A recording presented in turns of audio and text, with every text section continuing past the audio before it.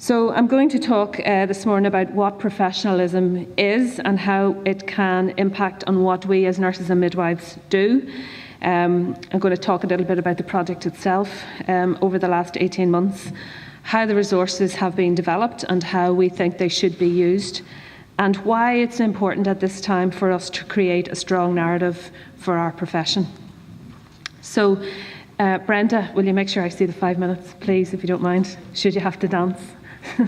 I want to start by saying that I took this project on because professionalism was something that I'm interested in and was keen that we could articulate, I think, the unique contribution that nurses and midwives make to care. We thought it was going to be about 6 months' work, which I was prepared to commit to. If I'd known how difficult it was going to be and how long it was going to take, I might not have agreed to do it in the first place. It has been one of the most difficult pieces of work that I've led, and I would also say it's been one of the most rewarding pieces of work that I've led.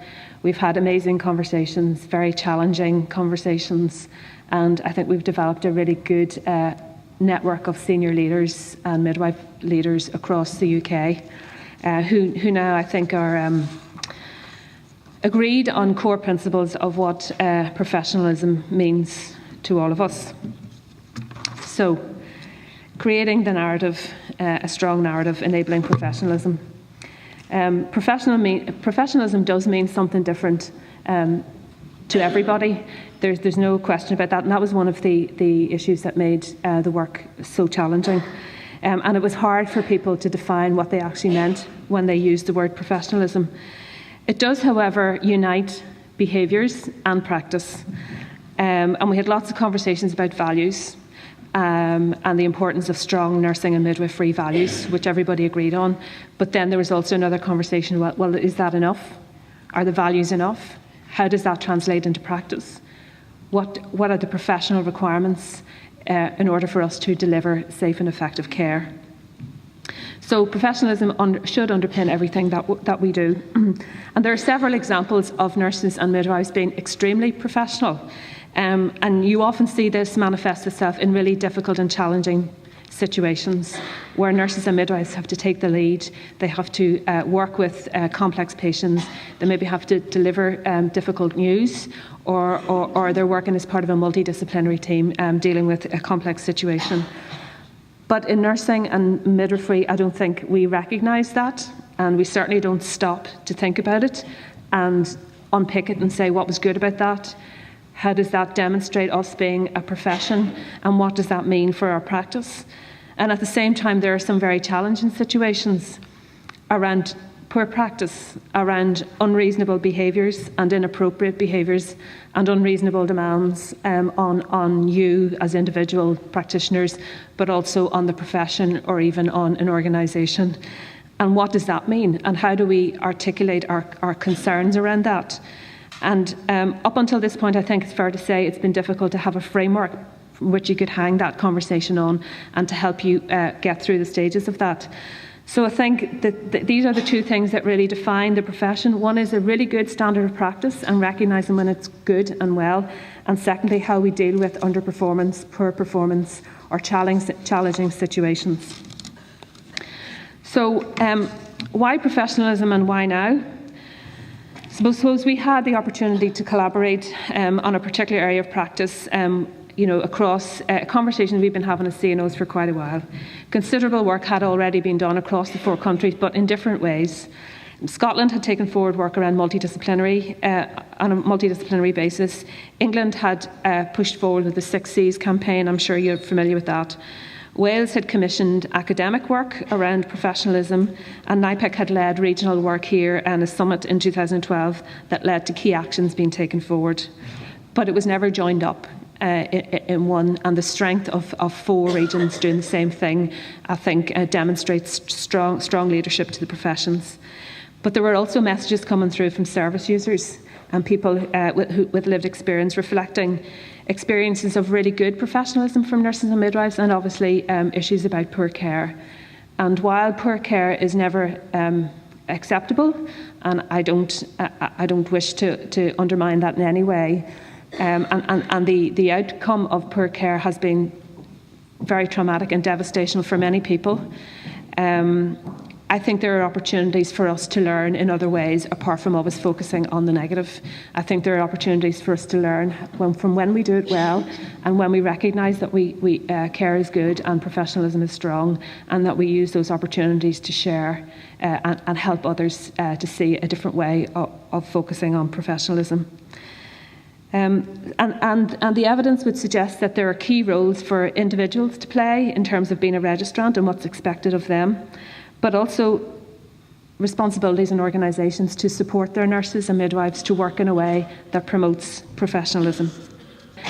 In broad terms, the context of health and social care is similar, although in each of the 4 countries it's different and relevant to the particular demography of that country and geography, etc., of the 4 different countries. In 2015, the NHS workforce in England was estimated to be 1.12 million people, of which nurses and midwives made up 31%. And in Northern Ireland, of the 64,317 staff in post in March 2017, 35% of them were nurses and midwives. So given that 70% of NHS costs is spent on staffing, and given that nursing and midwifery make up the biggest professional workforce, there's a real opportunity here to enhance strong clinical leadership and to deliver and support others to deliver high quality care for people right across the UK. Nurses and midwives lead care, nurses and midwives deliver care, and nurses and midwives transform care. And together with the code, which was launched in 2015, this provided us a real opportunity to have a different kind of conversation using the code. What does that mean in practice? How do I, as a practitioner, relate that to my own individual practice? And what does it mean for me? So that was the intention behind the work. The aim of the project was to promote professionalism within nursing and midwifery by supporting the implementation and application of the code in practice, making it real, bringing it to life for nurses and midwives in practice right across the UK, regardless of the environment you worked in, the geography that you worked in, or the role in which you were undertaking. Professionalism can be the glue or the cement that gels practice and behaviour, but the important point is it is practice and it is behaviour. And as Crystal says, it doesn't start when you walk onto the ward or into someone's home. It doesn't start when you put on your uniform. You are a registrant whether you're at work or not. And that's a key message. Put simply, for me, it's about doing the right thing, always doing the right thing. It doesn't matter who's in the room with you. It shouldn't matter whether you're behind the curtain or in someone's home.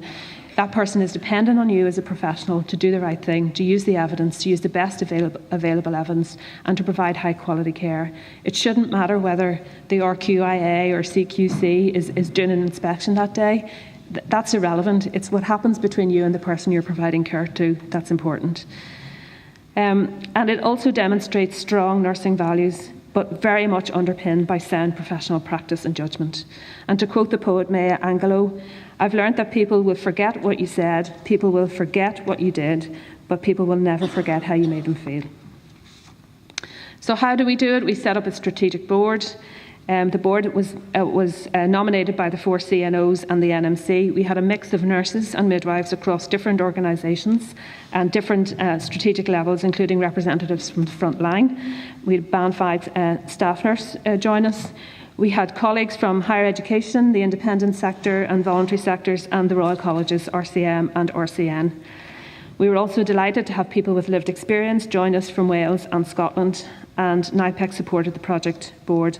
And of course, with this project came a very detailed plan about how we would get from where we were to where we needed to be, and then the production of the framework.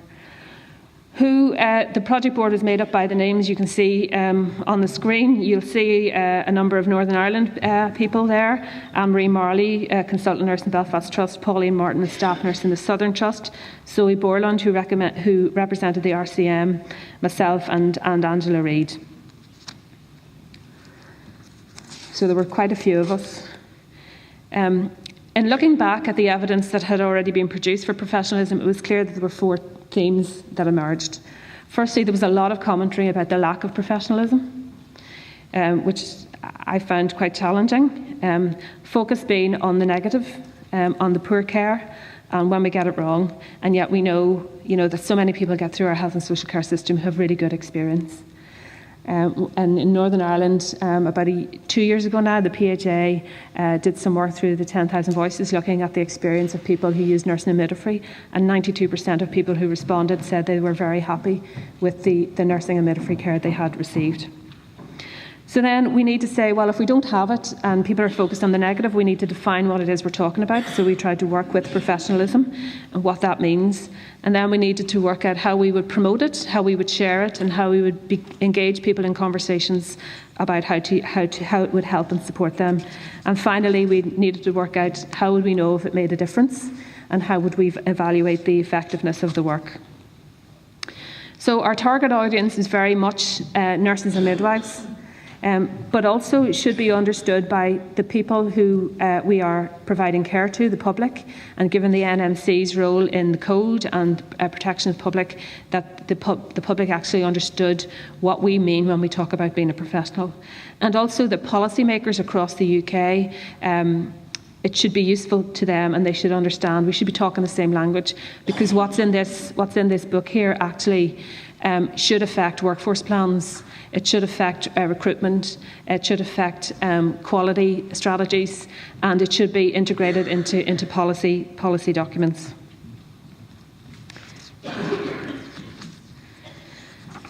So, I said earlier we had some challenges.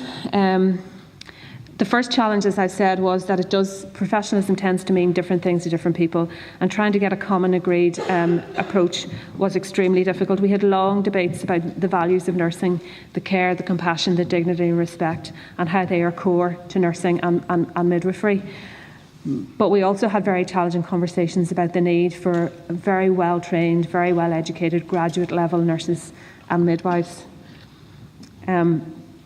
So our aim was difficulty to quantify what that looked like and to explain clearly what we wanted to try and promote. And in the end, we've titled the framework Enabling for Professionalism. But how do we know it will do what we hoped it would do? And this is also something we struggled with through the life of the project. So what next for us? Well, we have a communication plan developed. It's very much around how we make people aware that this is actually available, and we've been using video blogs and social media as the main vehicle for doing that. And we continue to seek opportunities to talk about our work. And indeed, it's reached Australia and New Zealand, to our surprise, and the New Zealand and Australian Nurses Association have asked and have been granted permission to replicate the framework and make it applicable to New Zealand and Australia, and something that we as a project board are proud of. We will be hosting a Twitter chat on the 22nd of March at 8 p.m, and that will include the 4 UK CNOs, the Chief Executive of the NMC and the CNO from the Republic of Ireland, and it's the first time ever that we will have had all of those people on a Twitter conversation. We're encouraging registrants to use video blogs to talk about why professionalism is important and what it means to them, and you can send that into the NMC and they'll put it on their website, but you can also use it in your team meetings to discuss how relevant this book is to your work. We're using the CNO conferences and other opportunities like today to talk about the work, and we're encouraging organisations UK-wide to use enabling professionalism as part of their revalidation process for reflection. And there will be a journal article in Nursing Times about the framework in the next few weeks. So why is it all important to create this strong narrative? So I think we already have evidence of its use through early adopters and enthusiasts using it to change the conversation about nursing and midwifery in an interprofessional way and with other professions. And one example of that is work that's been done in University College London, where the Assistant Director of Nursing, Vanessa Sweeney, saw an opportunity to create a really strong narrative for nursing. And Vanessa's work will be quoted in the Nursing Times article that will be published soon. But they're now having a different conversation. They've changed their meetings to focus on professional issues. They're having different discussions. They're moving away from the constant focus on operational management. And they're putting the lead back in lead nursing lead nurse. They're leading care, they're talking about professionalisms, they're raising issues about standards of practice, they're applying the code to their practice, they're thinking about how nurses and midwives can promote professionalism and how they can show leadership. And as I say, you will hear more about that work in the future. But Vanessa shared with us an analogy around how do you like your eggs? And both Angela and I were quite taken with this. And this is why creating a strong narrative for nursing and midwifery is really important. Sarah Mullally, some of you will know, was the CNO in England, and she left her post in 2004 to pursue a career in the Church of England. She was the youngest ever Chief Nursing Officer to be appointed, and for those who know, she's also the first Church of England woman bishop to be appointed. During her time in the office of the CNO in England, she talked about professionalism in a way that I think is quite helpful. And she draws this analogy of working in a multidisciplinary context to that of cooking eggs.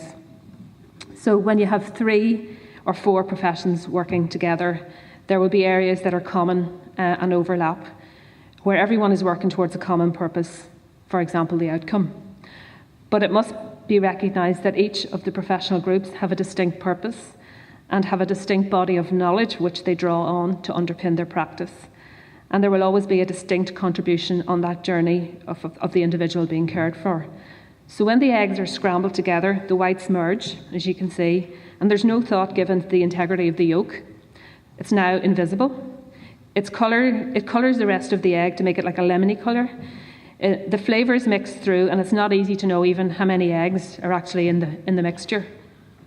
So the boundaries are not distinct, and they're not definable. But when you fry your eggs, not that I'm support frying eggs, but you can use the fry light, whilst elements of the egg whites still merge together and touch each other, the yolk remains very visible and it's easily appreciated.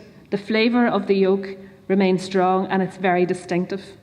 And in both instances, the eggs are cooked, but the flavour and the experience of the person who's eating them is very, very different.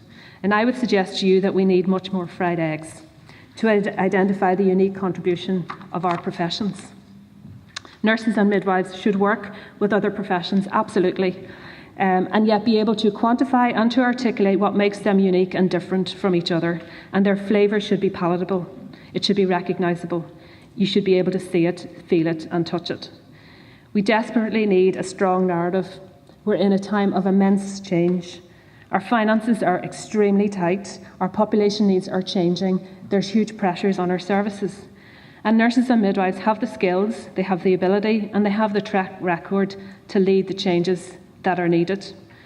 And those who are at the point of care delivery, who are providing care, are best placed to make those changes real. They know what needs to happen and they know how to do it. We need to support them to make the changes happen.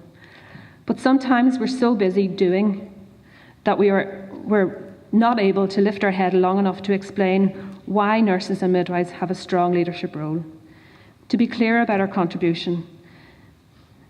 How we present ourselves and how we explain our work has a bearing on how the public frame nursing or midwifery practice. And we know, don't we? Of course we know that the strong connection in the evidence between the role of the graduate nurse and the outcomes of care. We know nursing is about technical ability, and so is midwifery. It's about medical knowledge, it's about pharmacology, it's about psychology, it's about spirituality, and many, many more. And yet we observe the main attributes of a nurse or a midwife is about caring, compassion, trustworthiness, honest, or even kindness. All of those skills and attributes are very important, but a caring touch also requires underpinning knowledge and experience. I'm reading the book at the moment, Suzanne Gordon, From Silence to Voice, one I would recommend. And when we feed patients, Suzanne's a journalist, and she questions why, as nurses, and this is particular to nurses, but she questions why when we feed patients, we don't say we're preventing asphyxia, we say we're feeding patients. She questions why when we prevent errors, we don't say we're saving lives. And they question why when we turn patients, we say we're making them comfortable, not that we're preventing pressure ulcers or indeed infections. And so there's something about the narrative that we use to describe the work we do, which is more than caring and compassion. And I absolutely agree that they are important elements of what we do, but there is more to that. So I want us to be clear about our contribution to care. Let's value our professionalism and our standards. Let's not become lost in the wallpaper or invisible in the egg. Let's be proud to be professional. Let's be proud to be a nurse. Let's be proud to be a midwife. And I hope that today is the start of a discussion about how we in Northern Ireland, using the framework of enabling professionalism, we can begin to have and develop our own strong narrative for our professions. Thank you for listening, and I hope that we will continue this conversation as we move forward through 2018. And I think it's time now to move on to the second part of my job this morning, which is to make the links between professionalism and the fundamental principles of safety, quality and experience embedded into professional nursing practice.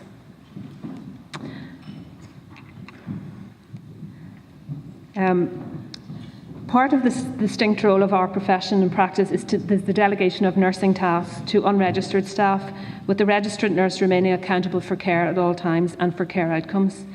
It gives me great pleasure, therefore, today to announce that on behalf of the Department of Health, the launch of the set of standards for nursing assistants and associate resources for all nursing support staff working in health and social care across Northern Ireland.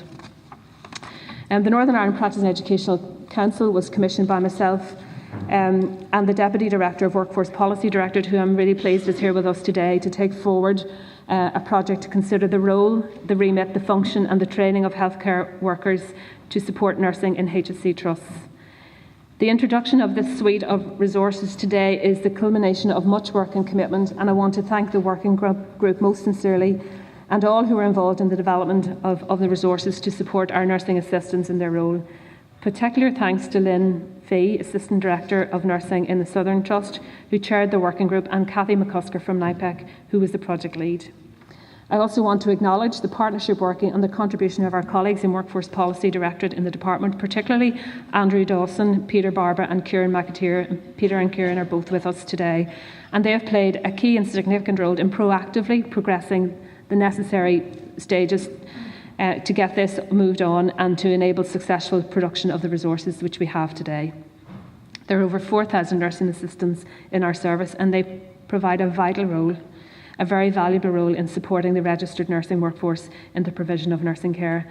And I would like to take this opportunity to thank each and every one of them for the job that they do in supporting the care of patients and clients and in their role in providing good nursing care.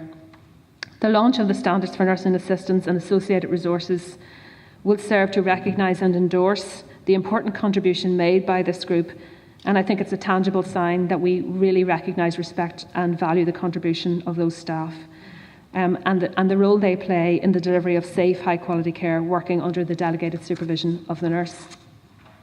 The skill mix model in the HSC nursing workforce provides optimum clarity and clear distinction between the role of a registered graduate nurse and that of the nursing assistant, and maximising the contribution made by this cohort of staff. You will note, and the documents are on your tables, you will note the new title is nursing assistant in recognition of this role within the nursing workforce. This will replace healthcare assistant title, and all those working in nursing teams will use this title. Those in Band 3 roles will be known as senior nursing assistants in recognition of their wider skills development set. The department is now in the process of setting up a task and finish implementation group, as we always do, to progress the rollout and the implementation of the standards for nursing assistants and associated resources in the HSC. And we will write to the Trust shortly to seek nominations to join this group. I would now like to call upon Mr. Peter Barber, Assistant Director of Workforce Policy, to give us a brief overview of the resources. Thank you.